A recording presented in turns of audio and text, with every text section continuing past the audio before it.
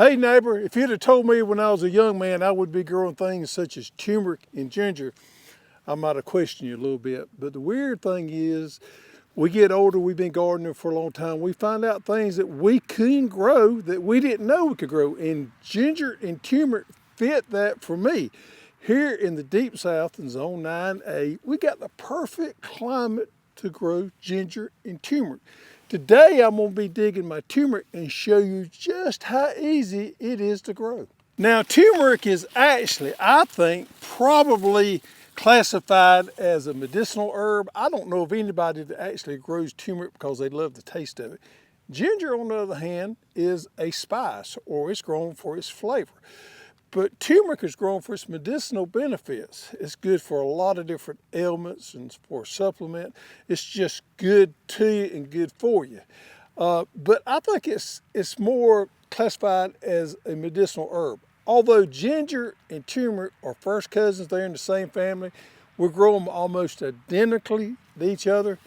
And we grow it every year. Well, now some years we grow more than we do others. As you can see here, my leaves here are being bit by the cold weather and it's time to dig them out of the ground. Turmeric and ginger, both of them love a long growing season. We plant these in the spring part of the year.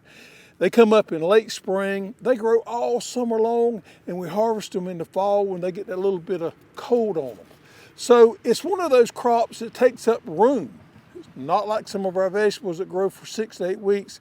These are going to take up that spot for the entire growing season. Another thing, unlike some of our vegetables, they like partial shade and they can grow in more shade than some of our regular vegetables can.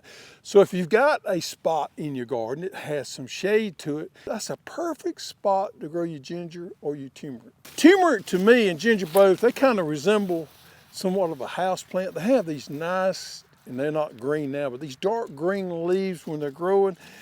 And it reminds me a lot of the potted house plants that people grow. It's more of a kind of a tropical thing, but they do wonderful, wonderful here in the South.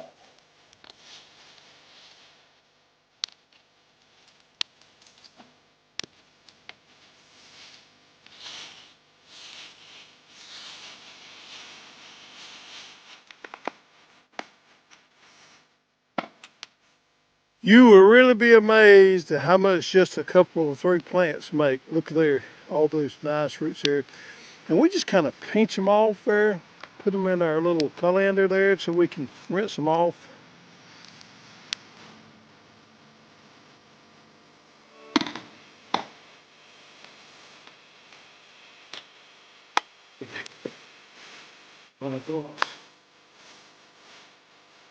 All right, so as you see here, I'm not even halfway through this little bitty bed here. I've almost got this full. So the harvest you can get off a little bitty area is amazing. So really and truly, you don't need a big area to grow this right here. You know, you take 2 4x8 raised beds, you can raise and grow a lot of turmeric. So how do you grow it? Well, turmeric likes good, soft, organic soils like this right here. I don't think they do very well in clay type soils. So you want to amend your soils with, you know, a good pot mix, compost, make sure it's nice and rich. Now, anytime we're growing a root crop, as far as fertility goes, we want to make sure we got good phosphorus and potassium levels. Now, I like to pre-plant, incorporate our organic fertilizer, and this is a 5-4-3. Now, that 4 and 3 is really important on these root crops here because the 4 part there is phosphorus and that 3 part is potassium. And that's extremely important for root development. So this right here is a good way to start.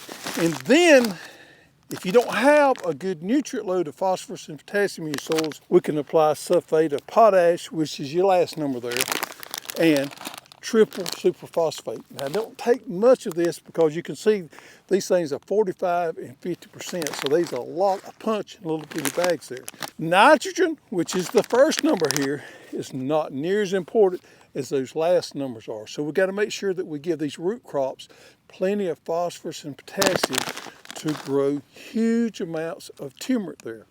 As far as disease and insect problems, I have never had to treat for anything. So we don't have any problems like that with our turmeric. So we can grow them pretty much organically, except for the fact of having to use some of this potassium and phosphorus in there. Nice, organic, good soil. I like to mulch it a little bit because sometimes the real hot heat in summertime can blister some of the leaves. So we'll use pine straw or any kind of mulch to kind of keep them cool down a little bit. They do extremely well in raised beds because they drain well and they don't have wet feet. After we get this harvest right here, we're gonna wash it off and we're gonna let Mama Hoss show you how she prepares it.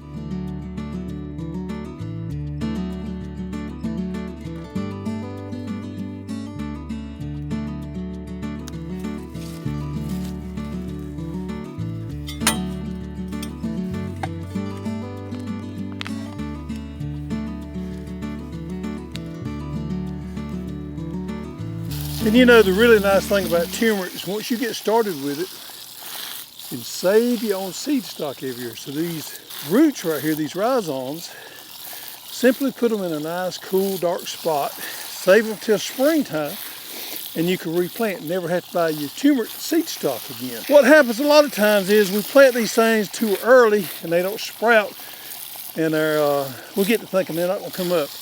They won't sprout and come up for us till about the end of May.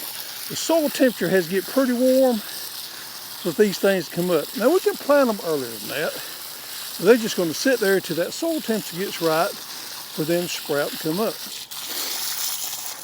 So that right there is what we're after. Greg's showing you how we harvest our turmeric. I'm going to show you how I take it after it's harvested and freeze dry it and make my own turmeric capsules. Now, turmeric is known for its anti-inflammatory properties. It's great for your cardiovascular and your hepatic function. I use it for my arthritis and my arthritis pain, and it really helps.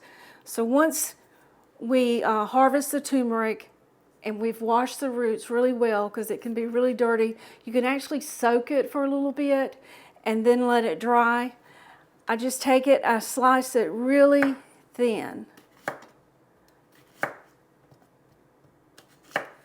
The thinner you can get it, the better it is. And this is my Harvest Right freeze dryer, and I just lay them out on here. Don't crowd them too much, but put as much as you can on there. So this is my Harvest Right freeze dryer. I've had it probably 3 years now, and it is well worth the investment. So you just simply put the turmeric in there. I would have all the trays loaded, hit start, and everything's just automatic till it finishes. Once it freeze dries and it breaks really easy, there's no moisture in there, I use my food processor to grind it up into a very fine powder. All right, once it's ground into a fine powder, I use this contraption from HerbAffair to make my capsules. It comes with a recipe book. It tells you exactly how much to measure out of the turmeric and how much to add of the black pepper. I'm not going to get into those details. I'll link a video at the bottom that shows you how to use this contraption in detail, but you simply weigh out the amount for 100 capsules. And I'm using these gelatin 00 size capsules. You can get them in veggie form if you don't use animal products, but you simply just pour these capsules in here and they will fall into the correct holes. Then you want to add your measured out turmeric with your black pepper into the capsule bodies. And it comes with a handy little scraper that allows it to fall right into the capsule bodies. And the way I measure this out, it equals up to about 750 milligrams per capsule, and I take those twice a day. I use this for ginger, for roselle, for moringa. I make all type of capsules with this.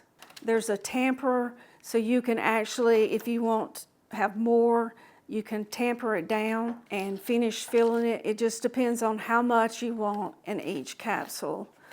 Like I say, there's all types of videos and measurements to calculate this. Okay, once you get them in there, you have a top portion also that you put your capsules in. And then you simply put it together like this, flip it, and it's spring-loaded, and the capsules will seal. And there you have your capsules. And if you use a pound of turmeric with this recipe, you can make 677 capsules. This does 100 at a time, and taking 2 a day, that's enough for a 338-day supply.